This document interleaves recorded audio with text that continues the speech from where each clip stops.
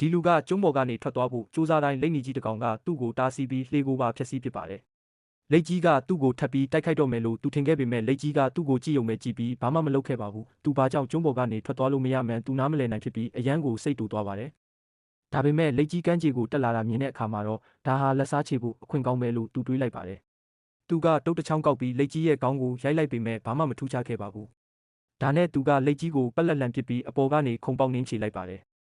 အခုဆိုရင်လိတ်ကြီးကသူ့ကိုမတားဆီးတော့ပေမဲ့သူကတော့ကျုံးပေါ်ကနေထွက်သွားလို့မရသေးပါဘူး။ခဏကြာတော့သူလှုပ်ခဲ့တဲ့လုပ်ရက်အတွက်သူနောင်တရလာပါတယ်။လိတ်ကြီးကလုံးဝမလှုပ်ရှားတော့ပါဘူး။သူစိုးရိမ်တကြီးနဲ့လိတ်ကြီးကိုမကြည့်ပေမဲ့လိတ်ကြီးကတောင့်တင်းနေပါပြီ။သူကရေပြေးခတ်ပြီးလိတ်ကြီးရဲ့ပါးစပ်ထဲကိုလောင်းထည့်ပေးခဲ့ပေမဲ့ဘာမှထူးမလာခဲ့ပါဘူး။ဒီကျုံးဟာသူ့အတွက်အိမ်ဖြစ်လာနိုင်ပေမဲ့အဲ့ဒီတုန်းကသူကငယ်သေးတော့ဒါကိုသတိမထားမိခဲ့ဘူးပေါ့။တညမှာတော့သူအတန်ကျဲကြီးတစ်ခုကြားလိုက်ရပါတယ်။လိတ်ကြီးပျောက်သွားပါပြီ။အခုတော့သူတယောက်တည်းကြံခဲ့ပါပြီ။သူ့ပတ်ဝန်းကျင်မှာပင်လယ်ပြင်ကြီးပဲရှိပါတော့တယ်။ဒါပေမဲ့သူနောက်တစ်ခါပြန်ကြည့်လိုက်တဲ့အခါမှာတော့မိန်းကလေးတယောက်ကိုတွေ့လိုက်ရလို့သူအယမ်းအံ့ဩသွားပါတယ်။အပိုင်းနှစ်ကိုကြည့်ချင်ရင်ခါမဲရေးပေးပြီးဖော်လို့လုပ်ထားကြအောင်နော်။